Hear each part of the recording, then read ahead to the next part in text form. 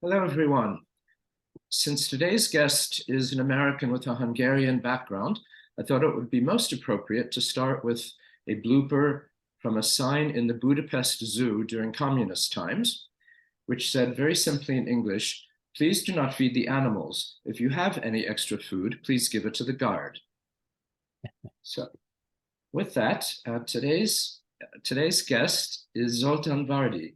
Zoltan is a startup mentor, trainer, and speaker who helps B2B tech founders build predictable recurring revenues and to scale their sales globally by applying his business development blueprint called the Launch Code. The Launch Code is built on the principles, tools, and techniques that Zoltan used to close over $2 billion in sales over his 30-year global career as an executive, entrepreneur, and investor. Zoltan was formerly Senior Vice President of Global Sales at NBC Universal International and a regional CEO at Germany's ProSieben Sat.1 Media. And he helped launch a dozen media, technology, and professional services business, including E-Europe Media, Radiant, and Antavo, where he currently serves as chairman. Zoltan was born and raised in the US and divides his time between London and Budapest. Welcome, Zoltan. Delighted that you're with us today. Thank you. It's a pleasure to be here. Let's start first with the most obvious question, which is to tell us a bit about the Launch Code and what it is and what are some of its principles. Sure. The Launch Code itself is the outcome of a personal journey that I went on when I left behind sort of my corporate background and started working with early stage businesses. I basically realized that as much as I had become used to a very structured and very, very organized environment in the corporate world, that wasn't the case very much in an entrepreneurial environment, which in itself is not a problem. It was a bigger problem that a lot of the entrepreneurs I started supporting early on didn't realize that that was a problem, right? So they were really knowledgeable about their product. They were very knowledgeable about about what they wanted to build, but they really didn't have the necessary knowledge and experience to build a structured sales and marketing process or approach that would deliver the type of predictable recurring revenues that entrepreneurs need in order to be able to scale their businesses. And so, they typically struggled with explaining why customers should buy what they're selling. Very simple sentence. They didn't have any processes in place to track the best prospects. They didn't have the ability to set targets and track the performance. So a lot of the things that had become very normalized in my past were very new in this environment. And so, what I realized is that there was a need to create the blueprint.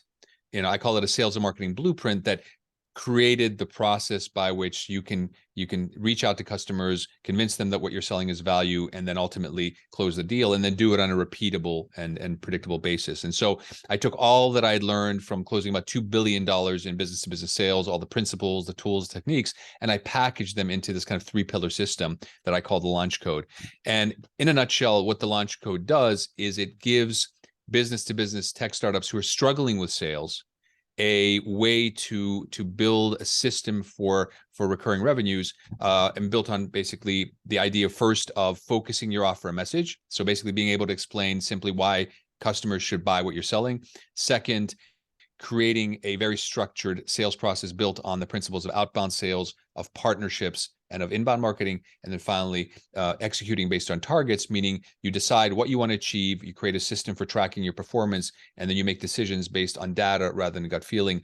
This is what I've been able to apply to over 200 founders in 25 different countries across Europe. And I'm very proud to say that I've managed to really deliver a lot of value. And my customers, thankfully, are getting to the stage where they can really start scaling their business on a global scale. That's marvelous. But it sounds like these are sort of obvious marketing principles. So does it differ in some way? Is it unique in some way? Well, you'd be surprised how things that may seem obvious to you or somebody who maybe has had the background that you have and that I have, how not obvious it is for people who don't come from the background. So, a lot of the founders that I work with are product focused people, right? They're extremely passionate about development and coding and doing the right, creating the right mousetrap, but they don't know how to sell that mousetrap. So yes, focusing your offer message seems obvious, but I would say that 90% of the entrepreneurs I work with can't explain to me in a single sentence what problem they solve for who and why they're better than the competition. So they're technologists, they're not marketing and salespeople, and that's why they need your business principles. Exactly, exactly. Can you give us some examples of companies for whom you've generated major revenue streams? Sure. I mean, I'd say that if you wanted to kind of make it in terms of measurable results, just three that come to mind. I worked with a tech startup in Poland that sells a solution to automotive manufacturers to streamline their internal production processes. And so that was a perfect case where we went through the whole program, and this company from Poland was able to close 3 new long-term contracts with 3 major automotive suppliers in Germany based on the principles that I have in the launch code. Another example is a company called Camp Map out of Slovenia. They offer a tool for camp managers and camp owners to create a very simple map that they can then use to promote various services and elements within their campsites to visitors. I just read today on a LinkedIn post that the founder there just announced their 10th market that they've opened in the United States. In fact, that when we started working together, I think there were 2 markets they were working in, Slovenia and Croatia. A third one that comes to mind isn't about necessarily new revenues, but about how you can actually take what you have and just sell it much better. So one of the companies I worked with, company out of Hungary, they're a IT consulting firm, and through the principles that I talk about product offering, about creating a very simple way for customers to engage with what you're offering, making it easy for them to say yes, they were able to sell the exact same product and service for twice as much money by simply positioning it in a slightly different way. And so these are all great examples of how sometimes it's not about the voodoo, right, and the magic fix. It's really about doing the basic things really well that's going to deliver results. What's increasingly important, however, is not necessarily just the financial outcome, but it's also the change of mindset that comes along with it. For you and me, Philip, it's obvious that we think in terms of customers, right? Of what customer problems are, of how do we solve customer problems. For many tech founders, that's not necessarily an intuitive thing, right? It's about the product. It's about why I'm important, why I'm doing. And I always like to say that, nobody cares who you are until you first explain what problem you solve for them. Then they want to know who you are and why you're a credible solution, but not before. I'm smiling, and I'm feeling a bit angry because you're absolutely right. What I'm immensely galled about with technology is that these people developed these mousetraps, developed this great technology, and don't realize that it's customers who pay their salaries. It's the users that they're serving. And they seem to want to put all these bells and whistles and make it all fancy and incredibly difficult, frankly. That just infuriates me, how incredibly difficult these damn programs are. And these people don't realize that the user is the person who's using it, who's paying their damn salary, and to make it simple and stop making it complicated and to promote the egos of the founders. Yeah, but it's also a process, right? Because I think at the beginning, when you're actually building a product out, you don't have an entirely clear view of why people should buy what you're selling. You're offering a potential solution to an important problem. And as you progress, as you build your business, what I found is you move towards focus, right? You start going more and more towards a very specific problem. And what I like to say is the worst thing you can be is everything to everybody, because if you're everything to everybody, then you're nothing to nobody. You have to be the perfect solution for a very specific problem, and that's what's going to enable you to scale quickly. Let me give you an example. A tool that many people discovered during the pandemic is Calendly, right? The typical problem: how do I, negotiate a time for that's appropriate for all parties to have a sit down and have a conversation, have a meeting? That could easily be 50 emails with 17 CCs back and forth over 2 weeks. They simply created a platform that enabled you to identify your availability. People go on, they book the time, and that's also linked into to various forms of communication, whether Zoom or Teams or Meet or whatever. And if you think about it, they took a very, very complex manual problem, and they solved it with a very basic solution. And you don't use Calendly because it does 17 things. You do it because basically it solves that one problem extremely well, and understandably, the company skyrocketed as a result. Yeah, very true, except that one of my project managers cannot use it. It does not work for her. She cannot log in. So. Really? Okay. Well, that's an unusual circumstance. So far, I found it to be pretty useful. Right. And for most people, it works fine. Yes. And just as an aside, the other part of technology that infuriates me is that these people do not have a customer service phone number. So when it does not work, you want to talk to a live person to fix it. Yeah. They make it extremely difficult. So yeah. Well, I mean, a lot of this stuff is about scalability, right? If you got to maintain a call center, it's a more expensive proposition. That's why they often they'll use chat or live chat or something to do it. But look, I think the customer journey is critical to building a successful company. But what's even more important when you're in a business to business environment is creating that customer journey for your buyers, right? So what you've described is typical as a user of a service. But if you're thinking about your service as something that needs to be sold to a business customer, they've got a customer journey as well. You need to be able to raise their awareness about what you're offering. You need to then create interest. You have to move that into some desire for them to engage, and then you've got to get them to a decision, right? So you have to go through that process. And part of what I've discovered in my own approach is that giving founders who aren't naturally sales and marketing focused a clear blueprint they can follow to take a customer through that pipeline in a very efficient way is what's going to add a lot of value, and it's what's made the service that I offer a significant value for a lot of founders across multiple markets. And that makes sense. Yes. So the launch code seems to be mainly for tech companies.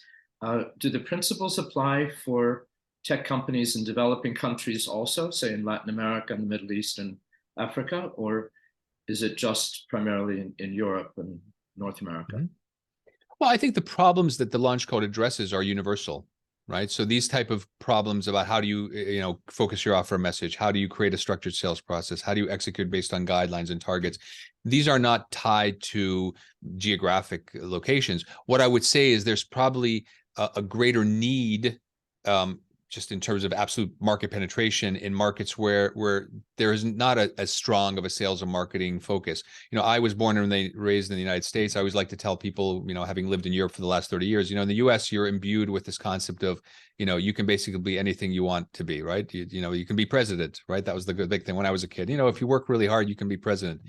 In Central and Eastern Europe, which is part of my heritage, but also, I split my time in Budapest.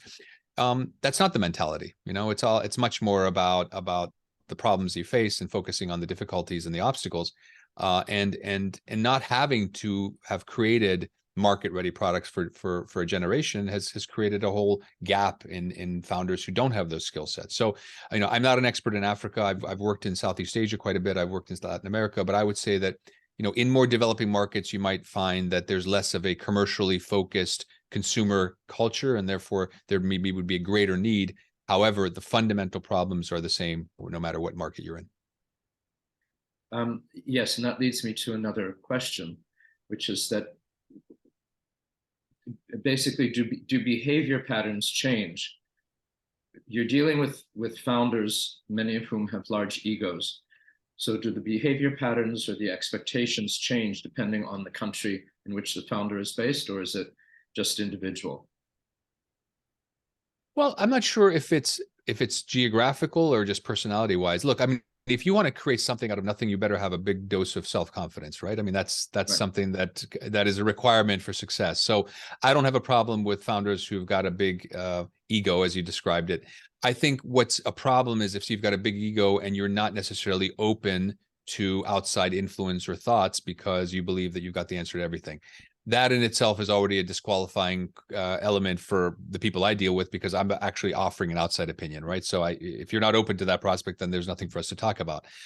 I would say that the companies and the founders that I've been most successful with are the ones that have a strong self-belief that they can execute, but understand that there are people who have already done something similar to what they have, and they offer that level of wisdom that comes from experience. And then they can shorten that runway that they have to walk down in order to be successful. And so that's what I think is so critical for the founders that I work with, whether they're in the business to business space or B2C or in any environment, is being open to the prospect of having a different point of view, and then ultimately making the decision of whether they take that on and they implement it, or they think that they've got a better solution, right? I always say at the end of the day, you're the owner of your own company. I'm not here to tell you what to do. What I can share with you is what I would do in your position based on, 30 years of experience facing similar problems, and sometimes making dumb mistakes and sometimes being successful, and sharing that insight and then providing that guidance. Yeah, that makes sense. Back to one of the previous questions I was asking, we were talking previously about developing countries.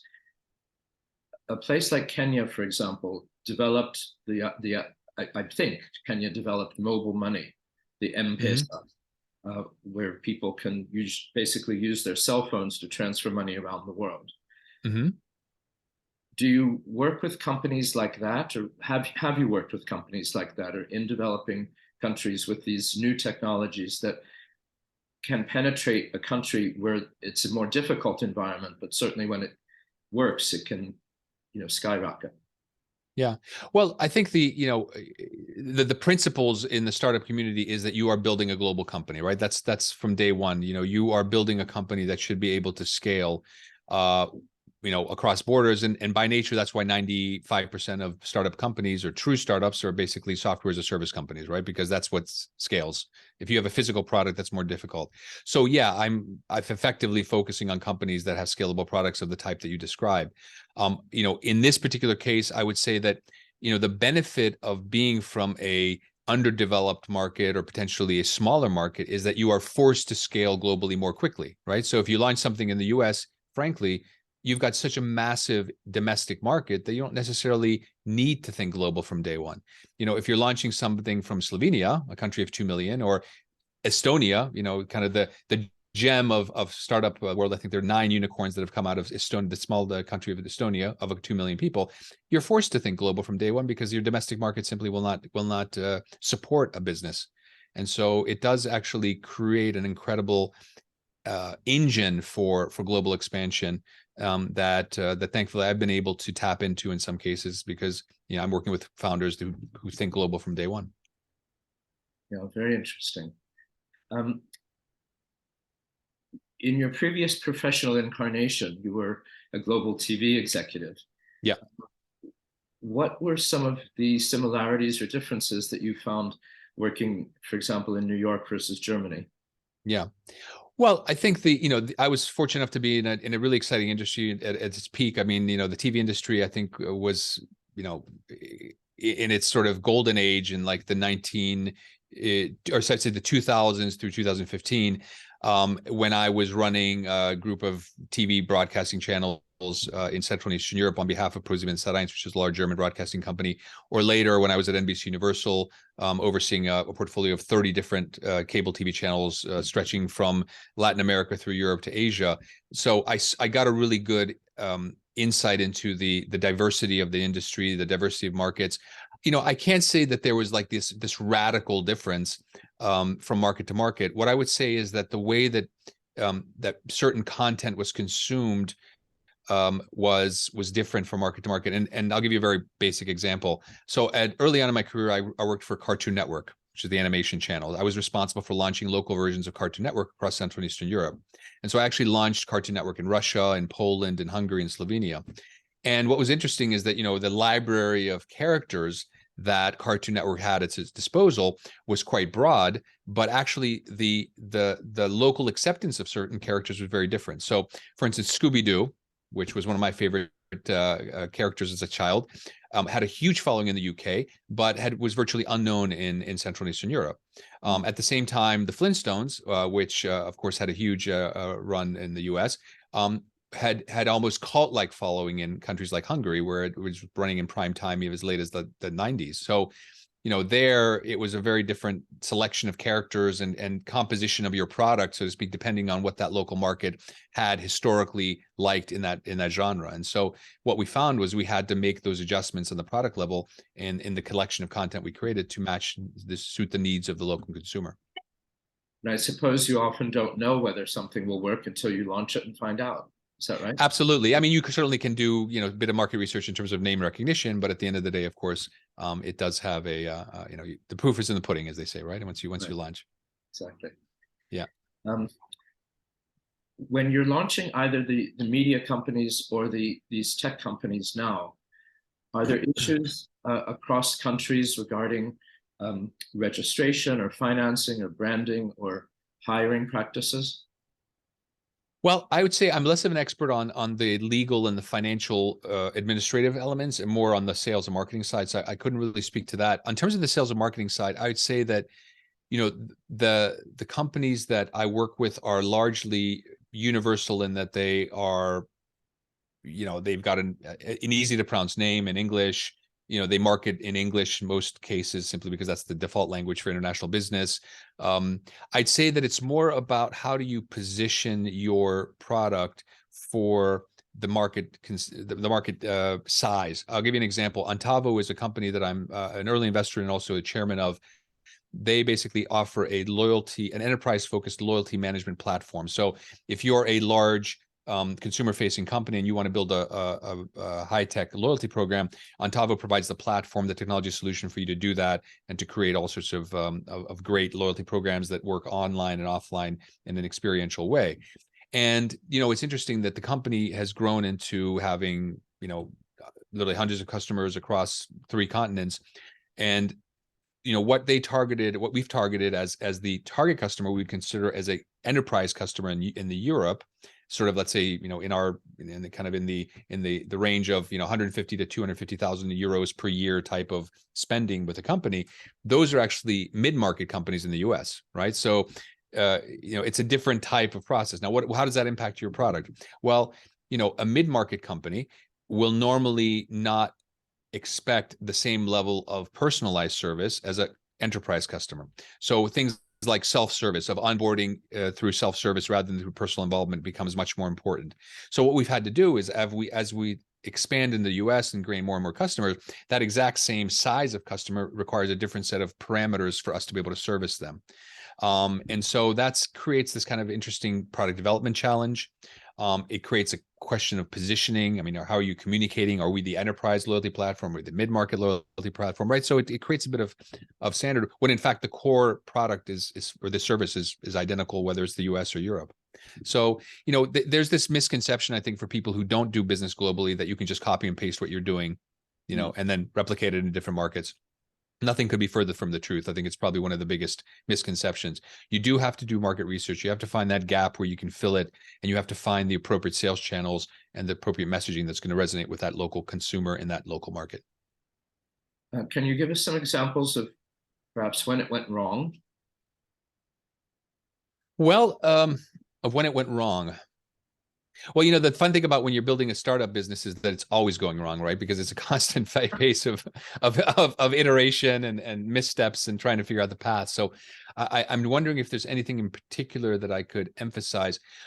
You know, I think that yeah, I can give you an example because I think there's the flip side of it. So again, Ontavo, the loyalty management platform I described, had a very significant success in building its presence in Europe, has had quite a bit of success in the US, has had less success in Southeast Asia.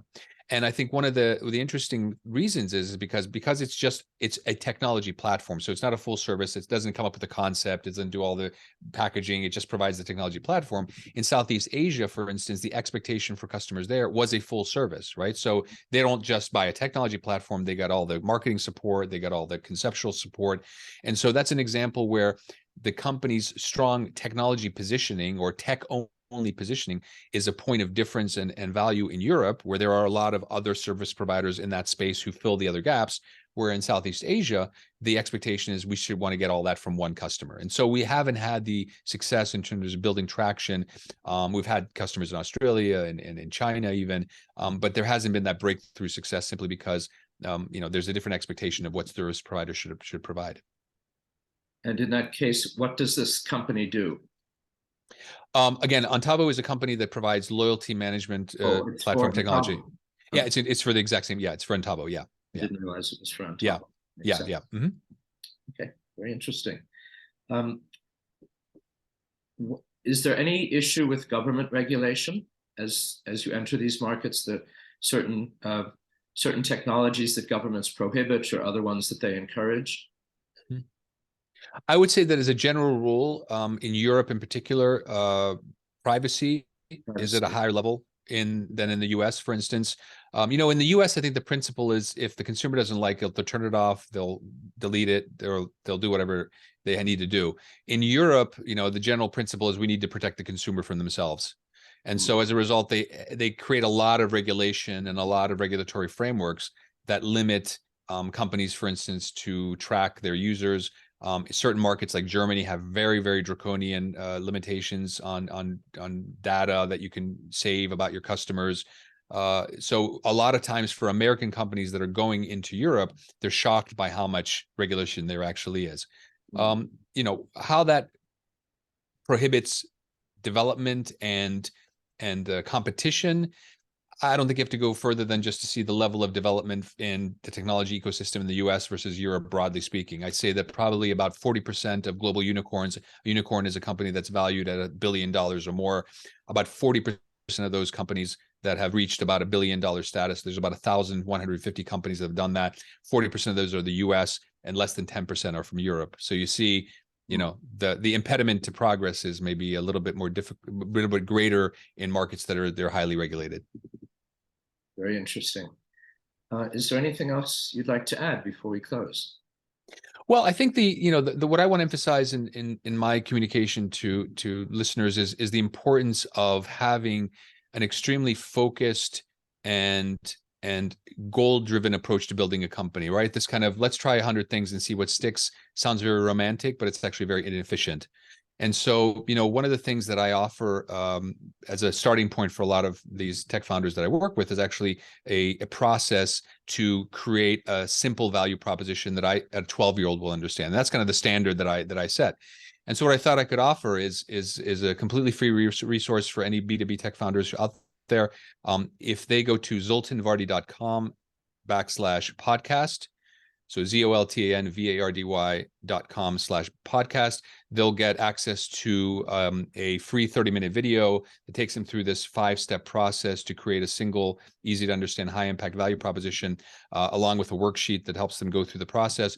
It's a tool that I think has you know, kind of the low-hanging fruit, because actually what I found is once you got the value proposition right and that really sticks, then you can really start building all the different elements on the back of that to be able to build a predictable recurring revenue stream. So I just want to offer that as an opportunity for your listeners. If somebody wants to reach out to me, they can reach me on LinkedIn or certainly through my own website. Very good. And of course, these will be published on our platform, on our own podcast. So very easy to access. Thank Fantastic. you so much, Zoltan. That's a great I appreciate pleasure to meet you this way and to have your wonderful insights. Thank you very much, Philip. It was a pleasure. Thank you.